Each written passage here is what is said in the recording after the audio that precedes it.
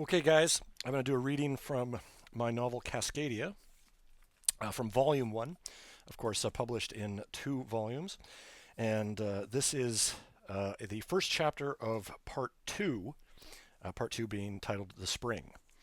And I really like this chapter. This is about Jonathan Fulbright and Xavier McMillan are going to go down to a community center in Kingsmill to watch the high school band, the Three Mockingjays, perform an anti-war kind of benefit concert that's been organized by the student council. And this is about, it's set in March 2003, which is right during the lead up to the Iraq War. And so I really like this chapter because it kind of captures the themes of the era and gives you some good details about the school, Ivory Porter High itself, Cedar Brook, Kingsmill, and these other places that are so pivotal to the Cascadia setting. And I'm just going to dive right into it. Okay, so the show. I was standing on the pyramidal steps of Ivory Porter High, the monolithic slab-like construct of cement, beveled beige concrete, and blue-green killed steel. I was looking down at my own shadow because I was silhouetted against a plum afternoon sun that cast a barometric light over this raining Thursday in March. My waterproof Gore-Tex ski jacket kept my hair and shoulders dry, but my shoes were getting wet. I looked north in the direction of still snow-capped Mount Moresby, the evergreen coastal mountains dressed in lifting clouds as the afternoon air warmed. The no longer frozen grass on the lawn in front of Ivory Porter High was bisected by a flat asphalt avenue, flanked by violet and sunflower buds, and a parallel low stone wall that altogether terminated at street level where the fuel cell buses were parked. Only moments before, I'd been strolling through the steamy Ivory Porter halls.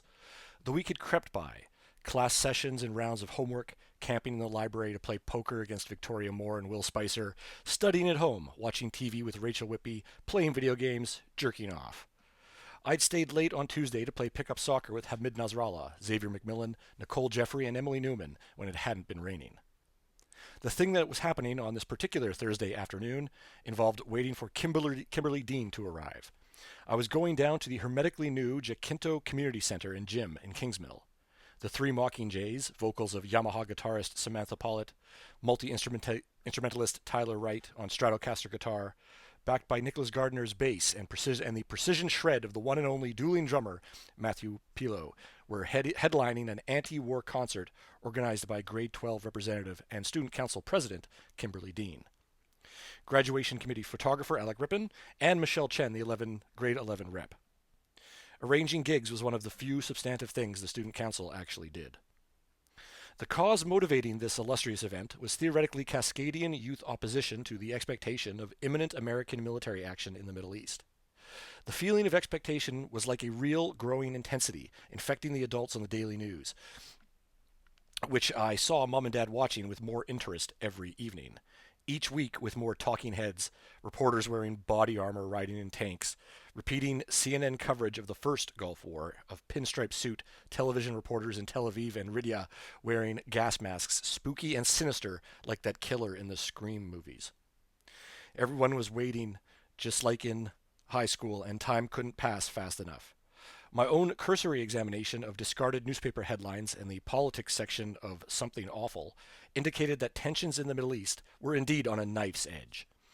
It was one of the few times I really felt grateful to be a Cascadian, pledged to demilitarization and peace.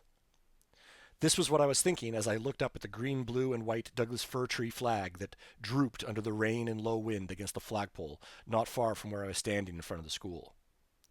I was actually waiting for that jerk, Andrew Robinson, who Kimberly was picking up along with me and Xavier. Seniors were departing the school in their cars, powering down Rhodes Drive, speeding home for dinner or off to friends' houses. I watched the hydrogen school buses opening their doors with a swoosh and queues of students forming and then slowly shuffling into the buses and out of the rain.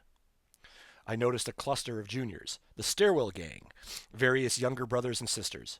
Ken's sister, Vanessa, and Rachel's sister, Christine, waved at me nervously from the lineup. I waved and smiled back, but they were already boarding the bus. The afternoon sky to the south showed the crimson-lit city skyline, tangerine sun setting behind a cloud line in the west. Rain kept drizzling on the asphalt, soaking the schoolyard grass. The landscape around Ivory Porter was arranged like a samurai's stronghold, a wall of bushes to the north, a crossroads, separating the school from the McMansions running up the hillside, polished in asphalt and Kentucky bluegrass. Xavier walked up from the side entrance by our lockers, trailing a bored-looking Andrew Robinson. I said hi to them. Xavier was wearing track pants and a slicker and stayed dry, but Andrew just stood there in his sunglasses and green and white IPH football jacket, Forest Panther on the front, blue jeans taut over muscular thighs, his dyed greaser hair melting. Xavier was talking to Robinson, who was watching the back of a blonde sophomore who I didn't know as she walked through the positive pressure doors of the hydrogen-powered bus. Rain driblets flashed off of black nylon backpacks as sneakers and boots dashed over puddles. The tubular fuel cell buses shuttered their doors and departed, one lucky kid just making it on the last bus. What's the lineup again? Didn't Kim say Allmayer was playing? Andrew answered mechanically, chewing a toothpick. Cool. Xavier's plastic cover pattered and crinkled when he moved. Did they finish the EP? How the fuck would I know? They're recording in the summer, Andrew, I said, or so Matt told me. My breath steamed out like little puffs from underwater bullets. Robinson just ignored me, his hazel eyes obscured by mirrored aviators.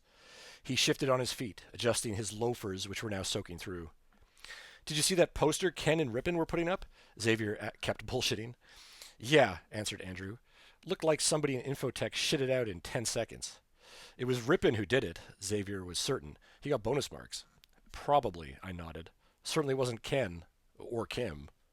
Speaking of which, Xavier continued, leaning forward so he could talk to Andrew, why are we standing here in the rain?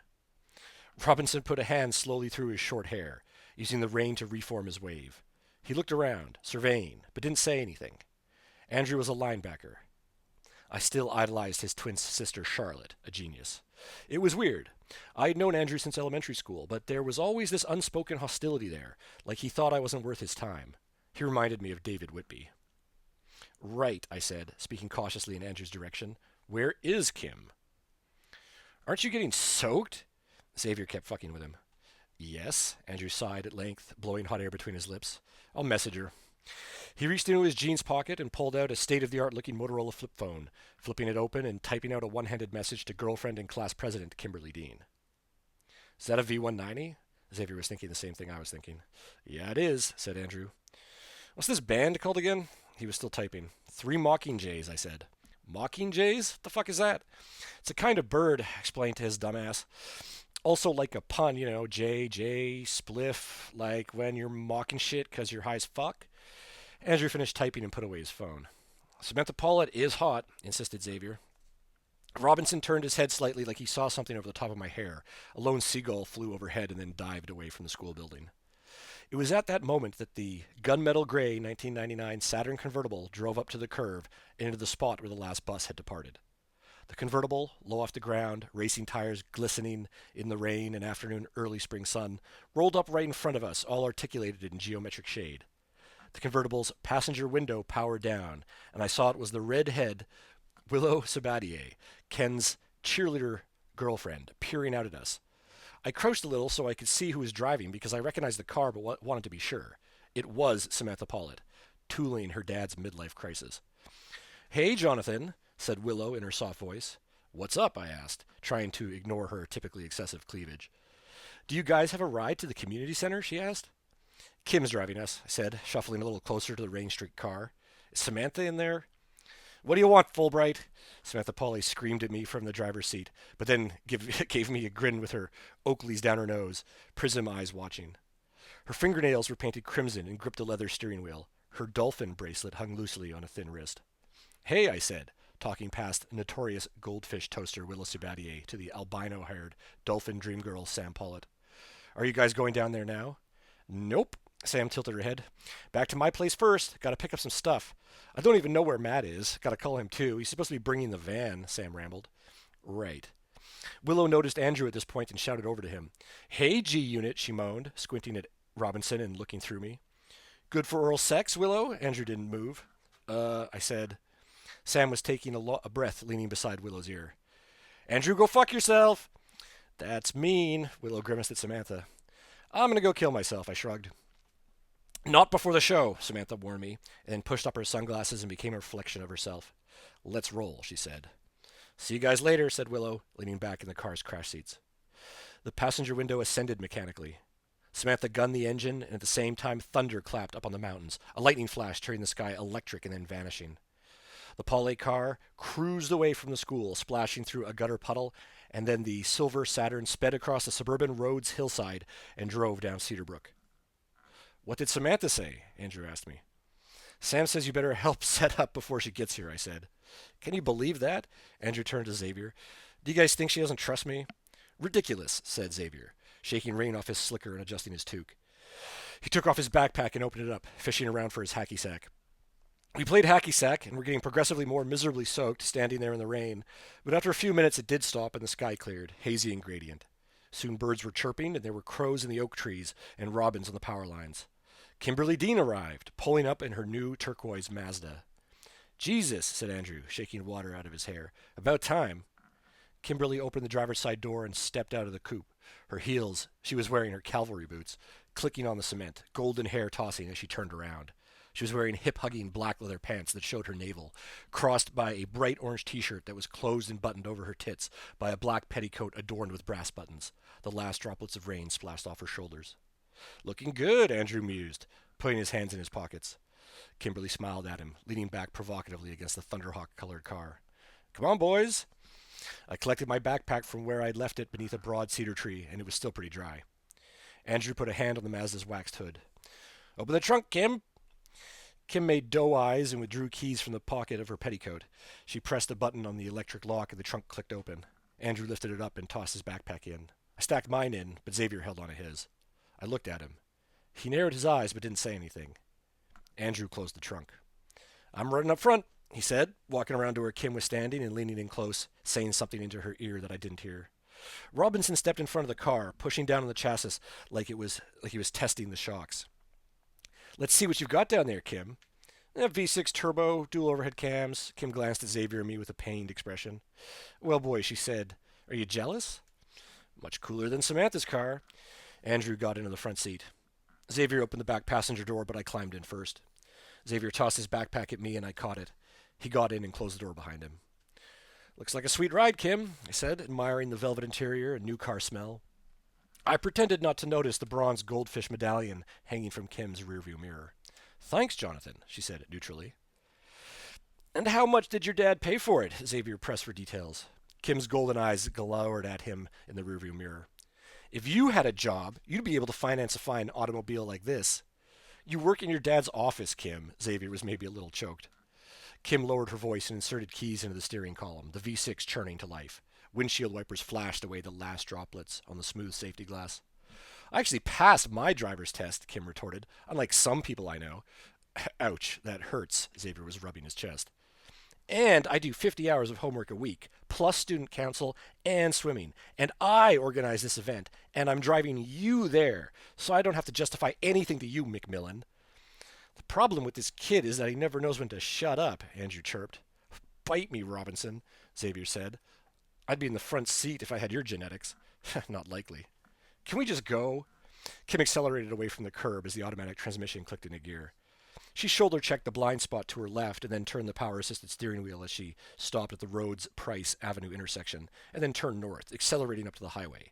Hedges and big suburban houses, parked SUVs, blue recycling bins, black garbage, and green leaf bags, octagonal four-way stop signs, and people I didn't know flashed past. In the passenger seat, Andrew seemed to notice something, or someone on the street. He frantically rolled down his window, rain splash flying into the car and hitting me. Honk right now! Andrew shouted. What the hell? Kim made a face but lightly beeped the car's horn anyway. A girl walking on the sidewalk just ahead of us turned around, surprised, and I could tell from her jacket and tennis shoes and red hair that it was Charlotte Robinson. Tell Mom I'm moving to Mexico, Andrew shouted, leaning halfway out of the car. Use your cell phone, she shouted back as we raced by. Andrew slouched down into his seat and rolled up the window. She's not coming? Kim asked. Fuck no, said Andrew. Probably going to some boring-ass study group. I craned my head around and watched through the street rear window as Charlotte Robinson shrunk into the distance and Kim turned for the highway merge, accelerating as we cruised up the on-ramp. Andrew reached into his jacket pocket and pulled out his cigarette case, the little plastic gold one with a football etched on the surface. You guys blazing? He asked, withdrawing a tightly packed joint from his case of custom rolls and sounding interested for the first time. Smoke it up, I said. Smoking in my car? Kim mewed with disdain. Tisk tisk, said Xavier. What? Andrew teased Kim. It's not like you don't blaze in here all the time. Be nice, she scolded him. Only when I have to, so Daddy doesn't know. Oh, I'm sure he knows, Kim snapped back as Andrew was putting the joint between his lips. Roll down your windows. A press of the electric window controls retracted the tinted glass, causing a swirling headwind to gust in as we barreled down the highway. Andrew reached into his jacket and produced a Playboy bunny embezzled black Bic lighter, sparking it with his calloused thumb. He took a deep drag, with reluctance, passed the joint back to me. I inhaled quickly, Bob Marley'd it, and handed it off to Xavier, who took 2 quick hits and then passed the joint back to Robinson, who gave it to Kimberly. I turned to Xavier. Is Nicole coming? Negative, he said, looking forward. She's hanging out at HUU with man-machine David Whitby. Oh, God, I said. The frat house? Yeah, probably. Nicole plays that FIFA shit with him. He turned towards me. Speaking of Whitby, what about Rachel? Nope, I said, working. Yeah, figures. Put on some music, Andrew demanded. You're too bossy and rude, said Kim, blazing. Andrew pressed the power button on the car's radio, and after a couple of seconds, the accelerating sound of a Tool track rumbled in. We listened to Lateralis for a few minutes until the commercials interrupted. Lame, Andrew huffed. Play a CD. Andrew turned on the CD player, and instantly the car was filled with the screeching grunge of Nirvana. Ugh! Andrew instinctively ejected the disc. At least it's not in utero. Kurt was better than you'll ever be, Kim said, without missing a beat. Better with his tongue, too. She's in love with dead guitarists, Andrew said more to himself than to Xavier or me. Fulbright digs this angst metal, right? Nope. Stop being such a baby, Kim said, sideways to Robinson, as she took her hands off the wheel and backhand passed the joint directly to Macmillan. Andrew pretended to throw the disc out the window. Don't you dare, said Kimberly, really aggressively, startling me. Whatever, said Robinson. Macmillan, you got that Allmayer CD? Yes, I got it. Give it here. Xavier motioned for me to give him his backpack, so I did. He rooted through it. Kimberly was visibly yawning in the rear view as we fled from St. Vincent, the hillside emptying of condominiums, filling with courts of evergreen trees along the side of the highway. Kim was steering into the passing lane, the Mazda's automatic transmission upgeared into fifth, the aluminum windshield wipers erased water spray as the sky grew paler. Xavier located his black felt Walkman CD case and extracted the fat hand-labeled demo disc, handing it ceremoniously over to Andrew Robinson. Robinson held the demo disc, stuff, between his fingers and thumb. Brace yourself, he said, sliding the CD into the car player. A scratchy voice spoke up, volume at first too loud, quality like it had been recorded on an omnidirectional mic. Track 1, said the unmistakably digitized voice of Ryan Allmayer. A drum machine beat broke in. Ryan's recorded voice grunted over what sounded like a reed whistle interrupting the drums. Lit like fire, Gimbal and Geyer, burn the dead hand slave empire. Ryan coughed on the track, warming up to his white guy flow. I'm from the coast, west side, nationwide, sea to shore. I came, I saw, I conquered. Your girl begging me for more. Kim drove on. Andrew leaned forward and adjusted the bass, cranking it up until the hyperbolic Allmayer lyrics reverberated behind my head. Pussies, play your games. Every day is exactly the fucking same. Are you not entertained? This is gross, Kimberly complained. Well, sounds sick to me, said Andrew, who was banging his head. Less fat brother Ali, Xavier mused. More hilltop hoods, I said, because even I was impressed. Bars, Andrew echoed, thrusting his chin from side to side, having clearly listened to the disc a dozen times. Think you can stop me tearing at the seams? Weak-ass bitches, my trigger finger itches. I write rhymes in my dreams. Seems strange to yo, unless Joe, 'cause you ain't got no flow. Ryan's voice trailed off, letting the keyboard beat build up to a programmed crescendo of noise. He needs better instrumentation, Xavier observed. Did he program the samples himself, I asked. Xavier shook his head. He just downloaded some sample pack off Morpheus. Track 2, said the demo disc, Ryan. A Puff Daddy sample looped in while Allmeyer sucked oxygen. The Jacinto Community Center was down in the Kingsmill Valley where I'd grown up. It didn't take long to get there, and with Kim driving, blitzing between lanes through the afternoon freeway rush back to suburbia. The sun seemed to grow larger as we headed west, the last rays turning the darkening horizon a brilliant purple beneath the rosy nimbus clouds. Kim's jet blue Mazda was just a dot in the lifeblood of the city outskirts, cars like cells floating down the elevated coastline highway. Trees zipped past in a blur, like trains steady down a track. Once we got off the highway, Kimberly doubled back down an overgrown side street, past a Cascadian Power hydroelectric gas station and a steaming sheet metal encapsulated microbrewery. And after winding around the cliffside for a few minutes, we dropped down a long hill to the waterfront and finally pulled into the circular community center parking lot. I opened my door and staggered out, stoned, swallowing the pine-scented ocean breeze, and tried to breathe even deeper, a technique I learned in grade 11 drama.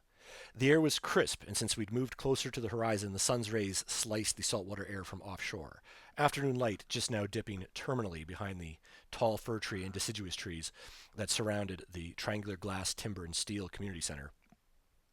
Andrew stepped out of the car like he was prospecting a property, sunglasses reflecting the narrow twilight sun on the damp parking lot gravel. Xavier blinked when he stepped out. Kim's Mazda beeped as she locked it up, stretching her leather-encased legs and whirled the car keys around on a goldfish toaster middle finger, then gripped the keys in her small fist. Jesus, Xavier was realizing something. Last time I was in Kingsmill was in June when Sunderland rented out that guy's condo. So that was sweet, I said, looking back up towards the highway, towering across the Kingsmill Heights. The houses on the foothills reflected sunlight back at us, their peaked ceilings camouflaged by pines and new budding alders. It was her dad's condo, though, I added. And the party had been intimate, sleeping bags on the floor and lava lamps running in the rented three-bedroom. I showed up after soccer and the clique was eating Julia's favorite soy sauce and Parmesan popcorn while watching Taylor Wright's pirated DVD copies of Ocean's 11 and Driven. Julia had made screwdrivers and Ken Payton defeated Matthew Pilo at Halo, which was a fluke, while Xavier and I beat Will Spicer and Elizabeth Pilo at Hearts. And Nicole, who had been furiously hitting on Ken Payton, got sick drinking French vodka and threw up in the bathroom and passed out before Catherine Tizard put on the condo guy's copy of Jet Li's The One, which was too bad because it was Nicole's new favorite movie. I'd gone outside on the balcony with Ken and Taylor and Julia and Beth Pilo to smoke dope and look through a Galileo telescope at the stars I couldn't usually see because of the light pollution from the city, but I'd been too crunk to find any planets until Rachel Whitby came out and showed me how. I looked across the water-splattered visionary airframe hood of the silver Mazda and bored my eyes into Xavier's skull. That makes sense. It's nothing, cut in Andrew, who hadn't been invited to Julia Sunderland's condo party. You nerds should see the view from Kim's house. Yeah, I routinely invite stoned rap fanatics into Daddy's home. Kim put hands on her hips. She'd put on her ruby gloves. Robinson wrapped an arm around Kim's shoulders and pulled her close, but she pushed him away, joking. There didn't seem to be anyone around. The parking lot was totally deserted, so we walked onto the gravel until the angular shadow from the brushed nickel steel and monolithic quartz facade of the Jacinto Community Center crossed above us. I got a chill once we were out of the sun, reminding myself that it was only March. The front entrance was tin timber-framed glass doors, but when Robinson pulled at the chrome handles, they were locked and didn't open. I thought you said we were early, he faced Kim. Or late, she said, pouting, checking her digital wristwatch. Out of habit, I glanced at my phone, and in fact, someone had called me, but the phone had been on silent. It looked like Rachel's McKinder Mall number, but had the wrong area code. Maybe she was calling from the shoe store on a different line. What's up? McMillan looked at me. I showed him the cell. That's Emily Newman's number, man. I was surprised. Why would she... Wait a second. Doesn't Emily work here or something? Who? Andrew was clueless.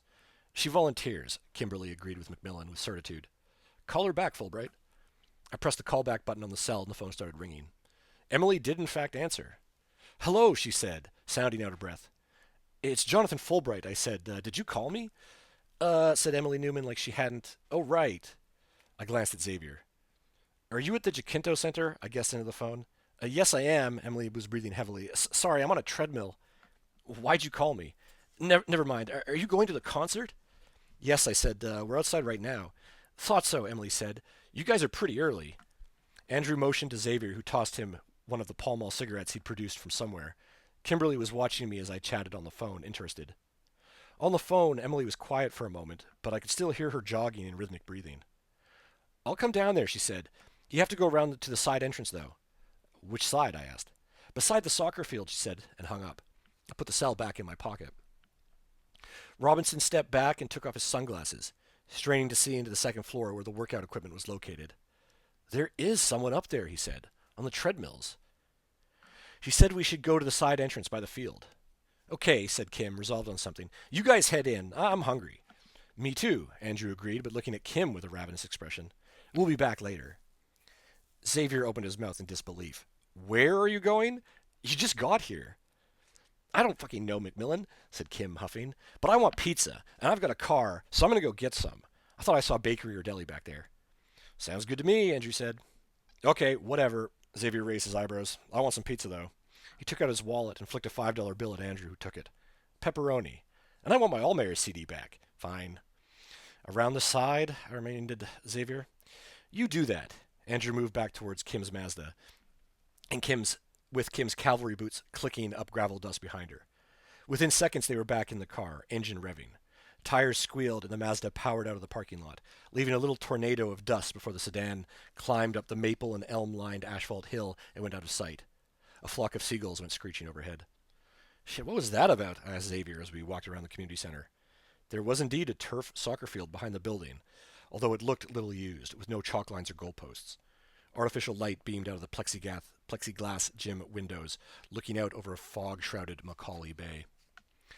They're going to get liquor and probably fuck each other, said Xavier, like it was obvious. Do you think you'll actually get any pizza? No, admitted, shoulders shrugging while running a hand through his brown hair. But Kim debt is always a good investment. I snorted. That Robinson skunkweed scrambled my short-term memory. Xavier was taking off his toque.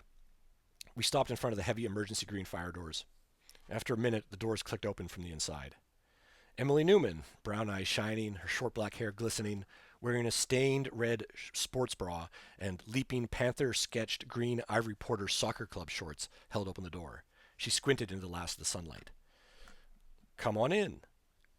We followed Emily up the traction stairs, with Newman bounding 2 steps at a time to the top, then pushing open the glass weight room door. You're lucky I'm here, she said, door swinging closed behind us as we entered the antiseptic gymnasium. How'd you know to call me? I asked her, staring at her Spartan shoulders as she walked.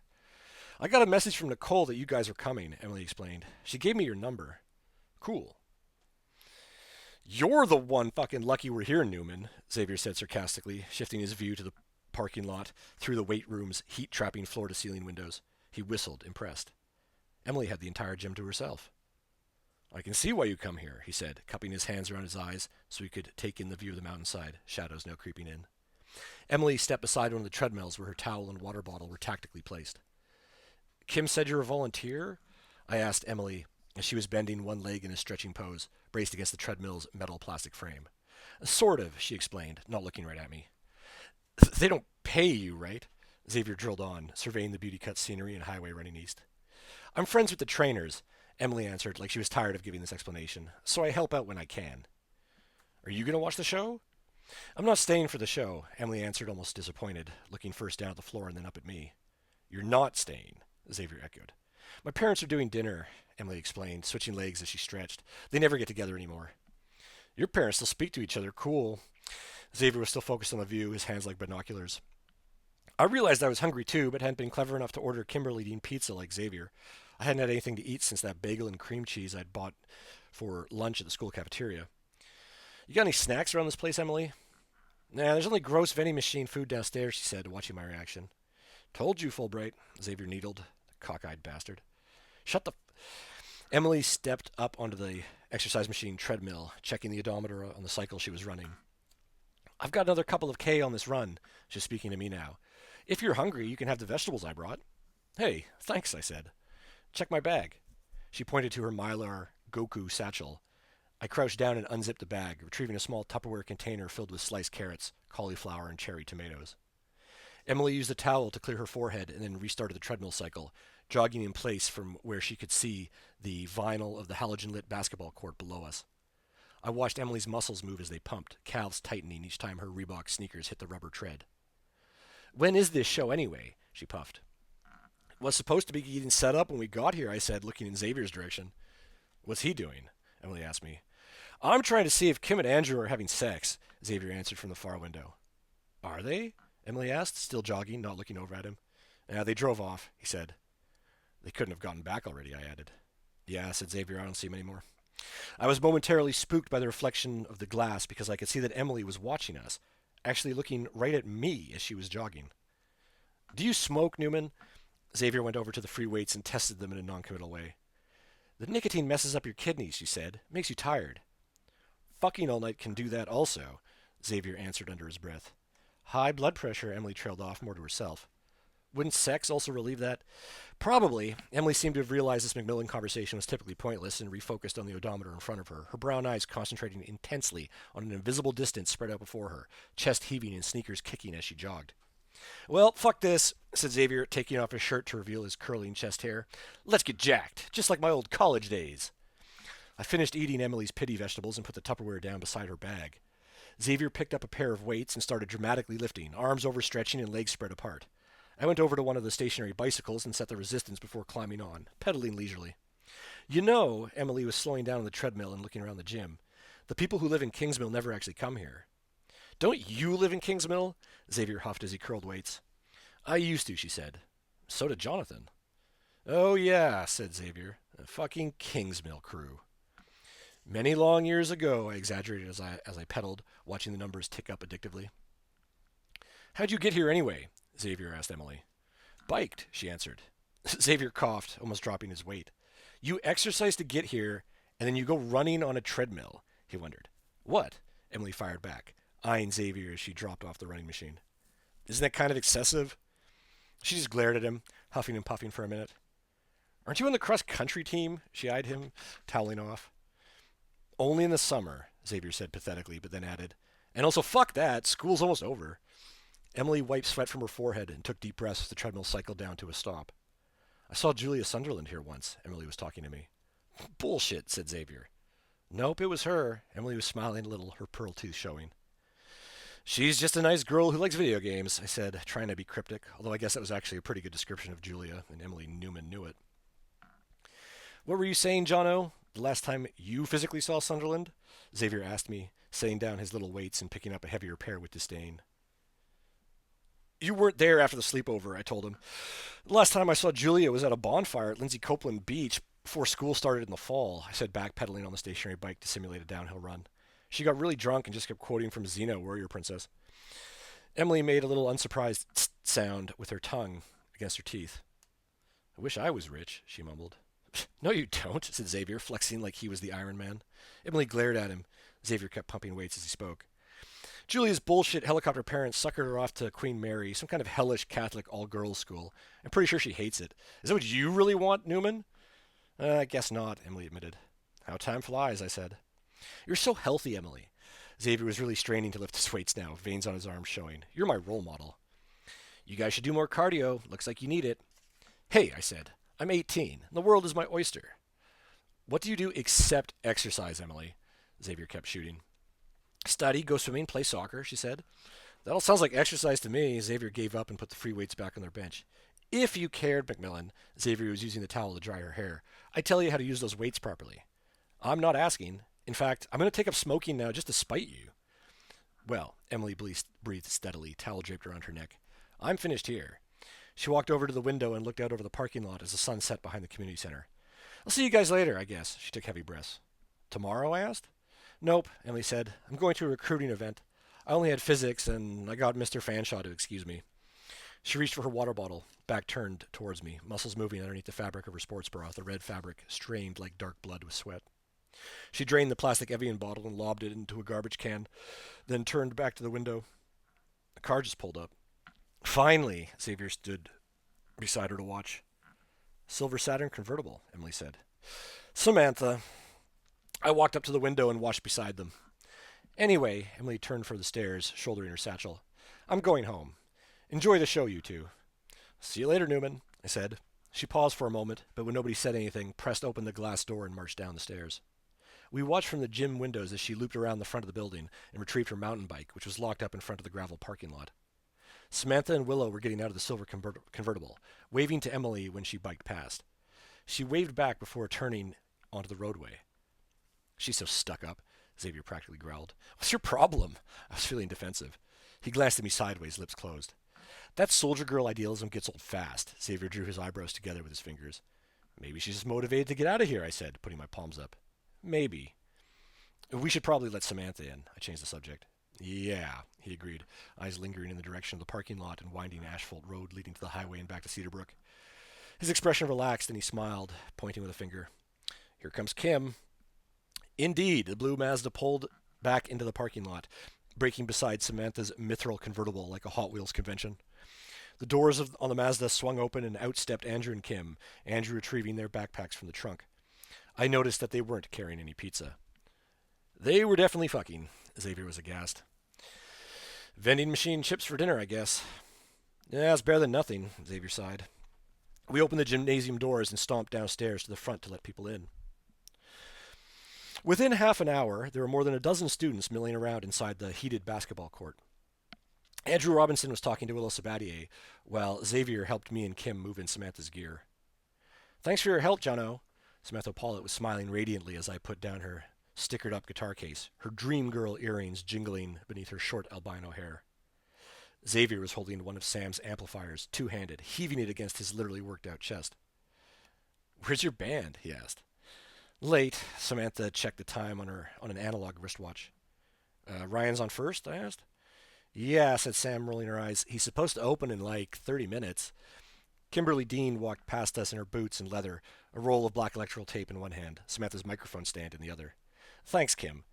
Sam gave her a waterfall smile. Can you just put that down over there? Where do you want to plug this in? I brought the microphone amp, Sam pointed. If you can run the wire over and tape it after we get the band amps, it would be perfect. Kim nodded robotically and started to the far side of the gym. Where are your speakers? I asked, as Xavier set down the band amp. Matt's got them in the van, Samantha said, distracted, watching Kim laying out a long strip of black tape on the linoleum to cover the fat microphone cable so nobody would trip over it. Kim gave Andrew a grim look as he kept chatting up Willow. Maybe they weren't fucking after all, Xavier whispered as he walked past me towards the doors out to the parking lot. Where are you going? For a smoke. Don't tell Emily. I stood there awkwardly. Sam adjusted her microphone stand. These things always make me feel short, she said, angling her scarlet high heels and doing a little kick, holding the hem of the rosemary dress she was now wearing to the side. One of the straps fell off her shoulder and the outfit wrapped around her in an exotic way. Sam's shock white hair contrasted with the matte obsidian earrings.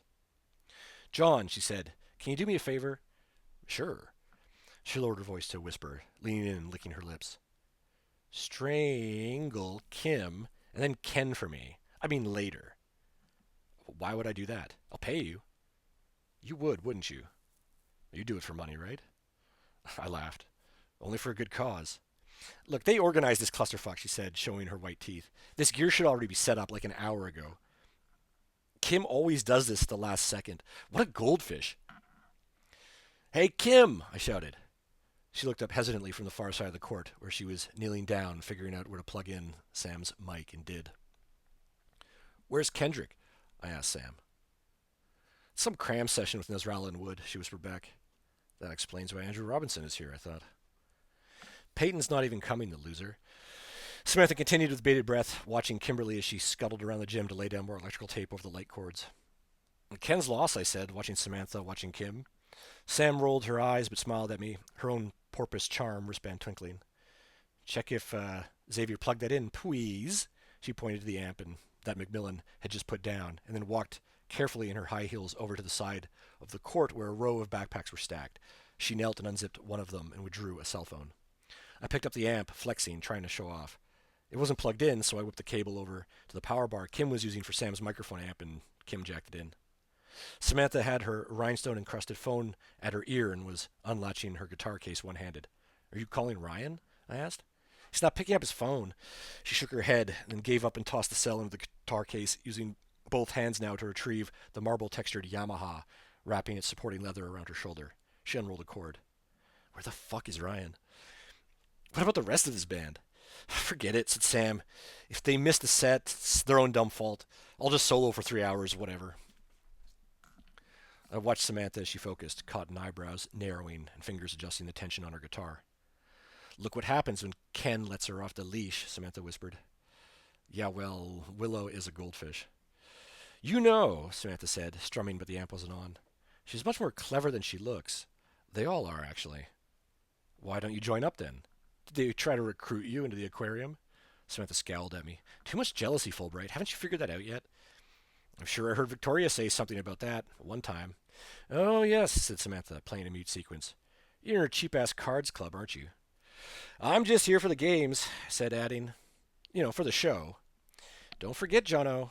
Samantha licked her glossy lips. The game always ends. Even the cheerleaders know that, like Willow over there.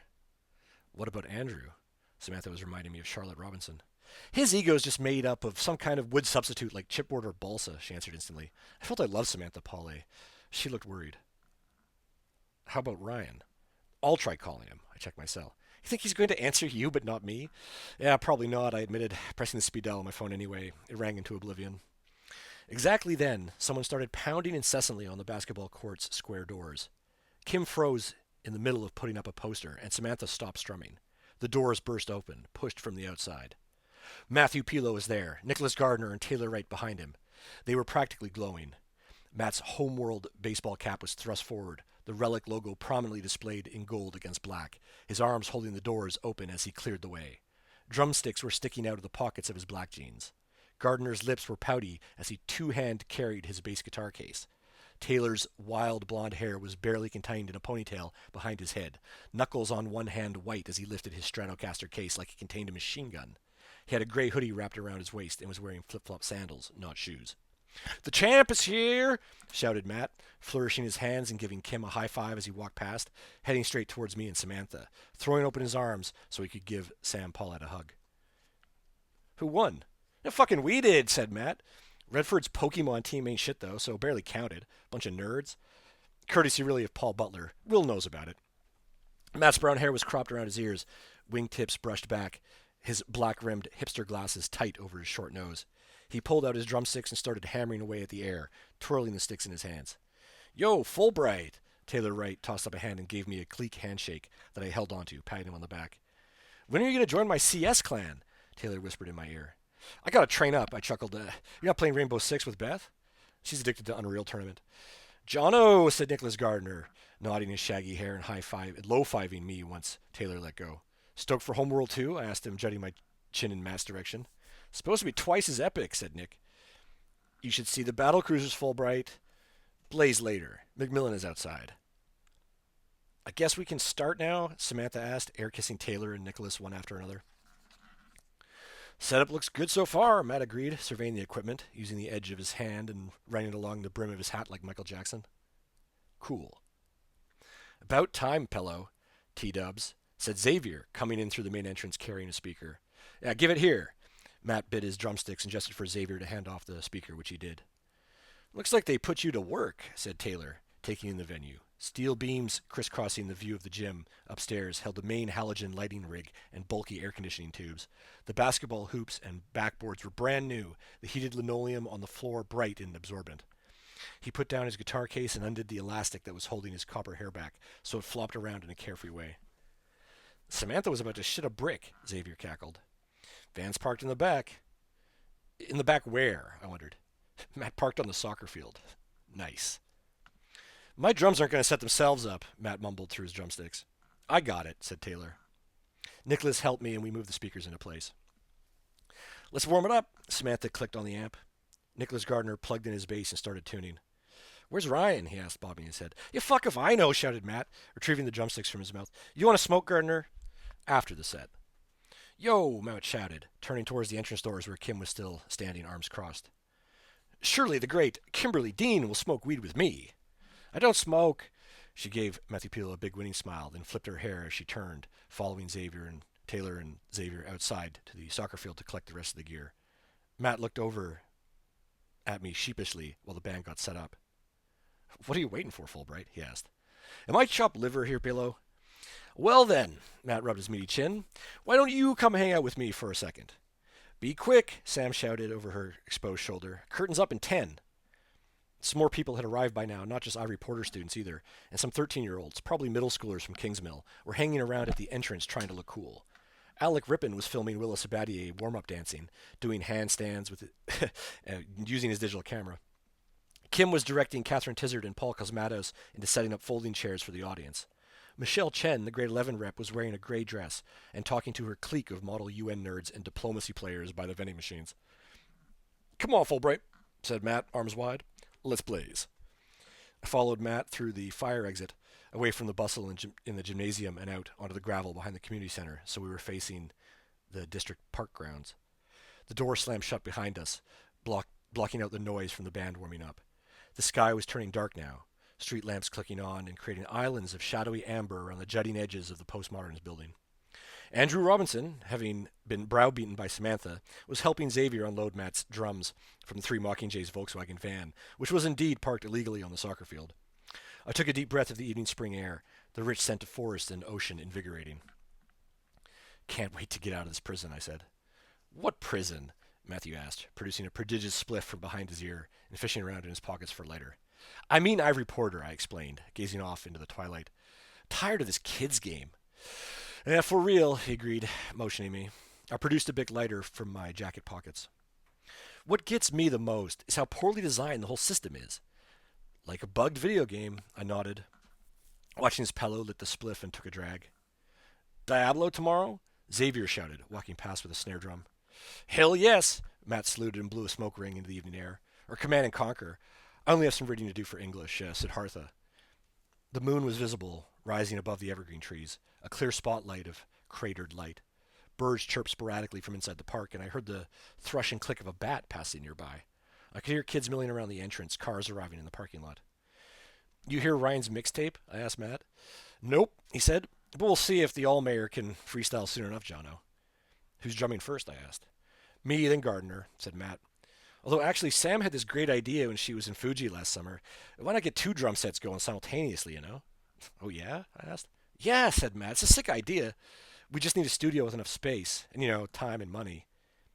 Who do you think you are? Andrew shouted as he came by carrying a snare drum. Billy Cobham? Yes, Matt nodded. Except I'm Gene Krupa, the OG. Give me that J, man. Andrew had Matt slip the spliff between his lips while he was still holding the snare. Hustle up, Pillow, Andrew admonished Matt, and I opened the door for him, and he motioned for me to take the joint from between his lips, which I did, and he went inside. Matt blinked his amber eyes underneath his titanium glasses, his breath coming in little puffs. So when is the EP dropping? I asked. Funny question, Fulbright. Matt put up his glasses. Why? Studio time. It's just about the money. Luckily, there's this big Counter-Strike tournament in July. How big? I asked. 20,000 for first place, 10 for second, 1,000 for third. Big money, I said. That's the idea. Matt warmed up the palms of his hands by slapping them together. Win that, or even get second, and I can finance the band for months. Suddenly I heard someone coming up from the side, nearby in the forest, but I couldn't see anything at first in the moonlight.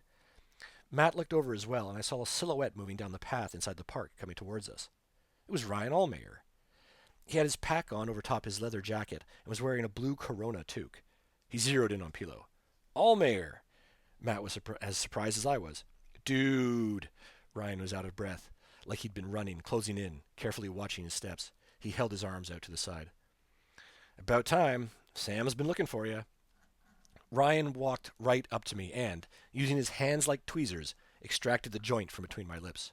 A wizard is never late, he laughed. You're such a fucking nerd, Ryan, I said to him as he inhaled on the last of Matt's joint. Well, at least we've got a show now. You're going to miss all this, Ryan pondered with a distant expression on his face. Miss what? Doesn't matter. I had a fucking epiphany while I was smoking down there by the beach. Like what? Asked Matt. We should do a real rap metal set, Ryan said, raising his eyebrows. Oh, man. This is the perfect opportunity to try something new. Manly, Matt said, taking in a deep breath. Got that right, Ryan nodded. He swiveled his green eyes over the crystalline walls of the Jacinto Community Center. We three looked out at the darkling sky, stars shining up in the blackness as the moon climbed higher. Inside, I heard Taylor Wright's first pyroclastic electric guitar notes as he got started. Nicholas Gardner was strumming out bass vibes, and Samantha Pauly cut in with a funky line that commingled and blasted out of the youth center, the music spreading down the valley, ringing out over Kingsmill, coasting on the night air. All right, Matt stuck out his tongue. You're on. Let's party, said Ryan.